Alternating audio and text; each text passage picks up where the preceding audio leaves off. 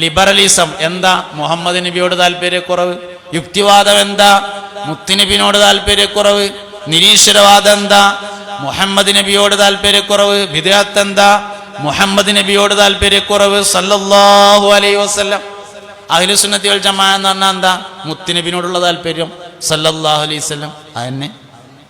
അതുകൊണ്ട് ഈമാൻ ഉണ്ടാവണം നാട്ടുകാർക്ക് എങ്കിൽ മുഹമ്മദ് നബിയെ പരിചയപ്പെടുക എന്നത് പ്രധാനപ്പെട്ട കാര്യമാണ്. ഇത് പഴയ ആൾക്കാരൊക്കെ സൂക്ഷിച്ചു പോന്നിട്ടുണ്ട്. കുടിരിക്കലിന് ആദ്യം കൊണ്ടക്കണ സാധനം ഒരു മുസാഫും ഒരു മൗലിദ് കിതാബുമാണ്. ഇന്നോ ഇന്നലെ തുടങ്ങിയതല്ലത്. എന്താ കാരണം? പുണ്യനബി സല്ലല്ലാഹു അലൈഹി വസല്ലമയുടെ മദ് പറഞ്ഞില്ലെങ്കിൽ അല്ലാഹു സുബ്ഹാനഹു വ തആല ആദ്യമായിട്ട് കഅബ ഉണ്ടാക്കി. ആദ്യമായി കഅബ നിർമ്മിക്കുന്നത് ആദം നബി അലൈഹി ഇസ്ലാമിന് മുമ്പ് മലക്കുകളാണെന്നാണ്. കഅബ ഉണ്ടാക്കി.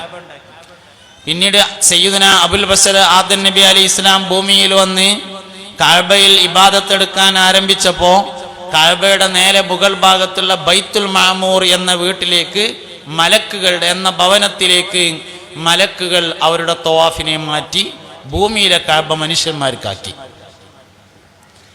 ആ കഅബ ആദം നബി അലൈഹി ഇസ്ലാമിന് മുമ്പ് മലക്കുകളാൽ നിർമ്മിച്ച കഅബ നൂഹ് നബി അലൈഹി ഇസ്ലാമിന്റെ കാലഘട്ടത്തിലുള്ളായ വെള്ളപ്പൊക്കത്തിൽ തകർന്നു. പിന്നീട് സയ്യിദുനാ ഇബ്രാഹിം നബി അലൈഹി ഇസ്ലാമും മകനായ ഇസ്മായിൽ അലൈഹി ഇസ്ലാമും കൂടി കഅബ പുതുക്കി പണിതു.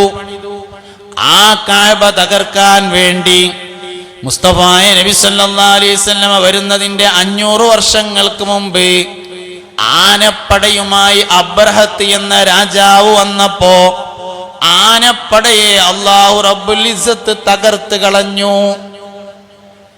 ആദം നബി അലൈഹി ഇസ്ലാമിന് മുമ്പ് മലക്കുകൾ ഉണ്ടാക്കിയ കഅബ നൂഹ് നബിയുടെ കാലത്ത് അല്ലാഹു തകർത്തു. ആരെ പൊളിച്ചത്? അല്ലാഹു തന്നെ പൊളിച്ചത്. കഅബ തന്നെ പൊളിച്ചിട്ടുണ്ടായി. പിന്നീട് ഇബ്രാഹിം നബി അലൈഹി ഇസ്ലാം കഅബയുണ്ടാക്കി. ആ കഅബ പൊളിക്കാൻ വേണ്ടി അബ്രഹത്ത് രാജാവ് ആനപ്പടയുമായി വന്നപ്പോൾ അല്ലാഹു ആനപ്പടയെയാണ് പൊളിച്ചത്, കഅബ പൊളിക്കാൻ സമ്മതിച്ചില്ല.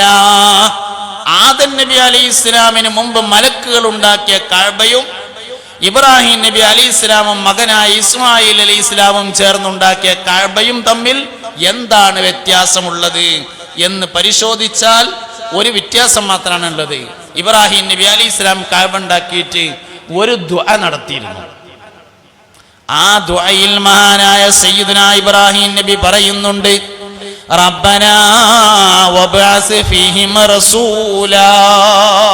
അല്ലാഹുവേ, ഞാൻ ഈ കഅബയുണ്ടാക്കുന്നത് ഇവരുടെ സന്താന പരമ്പരയിൽ നിന്ന് ഒരു നബിയെ യാത്രയാക്കാനാണ്. ഇവർ എന്ന് പറഞ്ഞാൽ ഇസ്മായിൽ അലൈഹിസ്സലാം. ലോകത്ത് വന്ന മിക്കവാറും അമ്പിയാക്കളൊക്കെ ഇസ്ഹാഖ് നബിയുടെ സന്താന പരമ്പരയാണ്. ഇസ്മായിൽ അലൈഹിസ്സലാമിന്റെ സന്താന പരമ്പരയിൽ ഒരു നബി മാത്രമാണുള്ളത്, അഷ്റഫുൽ ഖൽഖായ നമ്മുടെ മുത്തുനബി മുഹമ്മദ് മുസ്തഫ സല്ലല്ലാഹു അലൈഹി വസല്ലം. ഇബ്രാഹിം നബി അലൈഹിസ്സലാം ഇസ്മായിലിന്റെ സന്താന പരമ്പരയിൽ നിന്ന് ഒരു നബി വരാനാണ് ഞാൻ ഈ കഅബയുണ്ടാക്കുന്നത് എന്ന് പറഞ്ഞാൽ അതിന്റെ അർത്ഥം ഇത് മുഹമ്മദ് നബിക്ക് വരാനാണ് എന്നർത്ഥം. എന്നാളിനോട് ഒരാൾ ചോദിച്ചു, എന്തിനാ കുടിരിക്കലിന് മങ്കൂസ് മൗലൂദ് ഓതുന്നത്? യാസീൻ ഓതിയാ പോരേന്ന്. യാസീൻ മാത്രം ഓതിയാ പോരാ, തബാറക്ക് ഓതണം. മങ്കൂസ് മൗലൂദ് ഓതണ്ടോടുത്ത് അതന്നെ ഓതണം. മുഹമ്മദ് നബിയെ ഒരു വിഷയത്തിന്റെ മുന്നിൽ വെച്ചാൽ സല്ലല്ലാഹു അലൈഹി വസല്ലം ആ കാര്യം വിജയിക്കും. ഇനി കഅബ പൊളിയല്ലോ. ഖിയാമത്ത് നാളിന്റെ അശ്റാത്തു സഅ, ഖിയാമത്ത് നാളിന്റെ അടയാളങ്ങളിൽ പറയുന്നുണ്ട്, കഅബ പൊളിച്ച് അതിന്റെ ഓരോ കല്ലുകൾ വരി നിന്ന് കടലിൽ ഒഴുക്കിക്കളയുമെന്ന്. ഇനി കഅബ പൊളിയും. എന്താ കാരണം? മുഹമ്മദ് നബി വന്നു പോയതാണ് കാരണം സല്ലല്ലാഹു അലൈഹി വസല്ലം. മുസ്തഫ നബി സല്ലല്ലാഹു അലൈഹി വസല്ലം തങ്ങൾ വന്നുപോയി എന്നതാണ് കാരണം. അപ്പോ ഇങ്ങനെ നമ്മൾ ഓരോ കാര്യങ്ങളും പരിശോധിച്ചാൽ വായുസ്താവ് വരുന്നുണ്ട്. അല്ലാഹു ദീർഘായുസ്സും ആഫിയത്തും കൊടുക്കട്ടെ, സിഹത്തും സലാമത്തും കൊടുക്കട്ടെ. മുഅ്മിനീങ്ങളെ, അവ പറഞ്ഞുകൊണ്ടിരിക്കുന്നത് ഈമാന്റെ ഏറ്റവും പ്രധാനപ്പെട്ട അസ്ൽ എന്ന് പറയുന്നത് മുഹമ്മദ് നബി സല്ലല്ലാഹു അലൈഹി വസല്ലമയോടുള്ള താല്പര്യമാണ്. മുസ്തഫ നബി സല്ലല്ലാഹു അലൈഹി വസല്ലമയോട് പുതിയ തലമുറക്ക് എത്ര താല്പര്യമുണ്ട് അതിനനുസരിച്ചാണ് കാര്യങ്ങളൊക്കെ പോവുക. ഇന്ന് നമ്മളിങ്ങനെ ഒരുപാട് ഇസ്ലാമെന്ന് പുറത്തു പോണ ഒരുപാട് വിശ്വാസങ്ങളൊക്കെ കണ്ടുകൊണ്ടിരിക്കുകയാണ്. അതൊന്നും നടക്കാതിരിക്കണമെങ്കിൽ ഖൽബിൽക്ക് മുഹമ്മദ് നബി കയറിയിരിക്കണം സല്ലല്ലാഹു അലൈഹി വസല്ലം. സഹാബത്തിന് കയറിയതുപോലെ 10,000 റക്അത്ത് മസ്ജിദുൽ ഹറാമിൽ വെച്ച് ഒരാൾ നിസ്കരിച്ച് ദ്വാരന്നാലും സ്വർഗത്തിൽ പോകുമെന്നുറപ്പില്ല. എന്നാൽ മുഹമ്മദ് നബിയെ സല്ലല്ലാഹു അലൈഹി വസല്ലമയെ ഒരു സെക്കൻഡ് സമയം കാണുകയും ഈമാനോടുകൂടെ നബി തങ്ങളോടൊപ്പം ഒരുമിച്ച് കൂടുകയും ഈമാനോടുകൂടെ മരിക്കുകയും ചെയ്താൽ അയാൾക്ക് സ്വഹാബി എന്ന് പറയും. സ്വഹാബിയായാൽ സ്വർഗം ഉറപ്പായിരിക്കുമെന്നതാണ്. എന്താ സ്വഹാബത്തിന്റെ പ്രത്യേകത? ഈമാൻ കൂടുതലുണ്ടാവും നബി തങ്ങളെ കണ്ടാൽ എന്നതാണ് പ്രത്യേകത സല്ലല്ലാഹു അലൈഹി വസല്ലം. അപ്പൊ അതുകൊണ്ട് ഒന്നാമത്തത് മഹലിന്റെ പുരോഗതി എന്ന് പറഞ്ഞാല് ഒരു മഹലിന്റെ പുരോഗതി എന്ന് പറഞ്ഞാൽ ഇനിയിപ്പോ ഇത് മഹല് ശാക്തീകരണം വിഷയമായതുകൊണ്ട് അങ്ങനെ പറയാട്ടോ. കുടുംബത്തിന്റെ പുരോഗതി തന്നെയാണ്. ശിഷ്യന്മാരെ പുരോഗതി എന്ന് പറഞ്ഞാലും തന്നെയാണ്.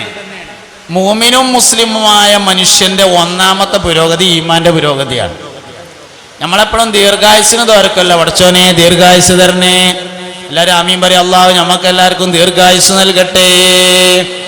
സംഗതി മഴ പെയ്യുമ്പോ നല്ലോണം വെള്ളം വന്നിട്ട് ആ വെള്ളത്തിൽ കൂടെ ഒലിച്ചു പോയ ഷഹീദിന്റെ കൂലിട്ടും. പക്ഷെ നമ്മളാരും ദ്വാരക്കലില്ലല്ലോ.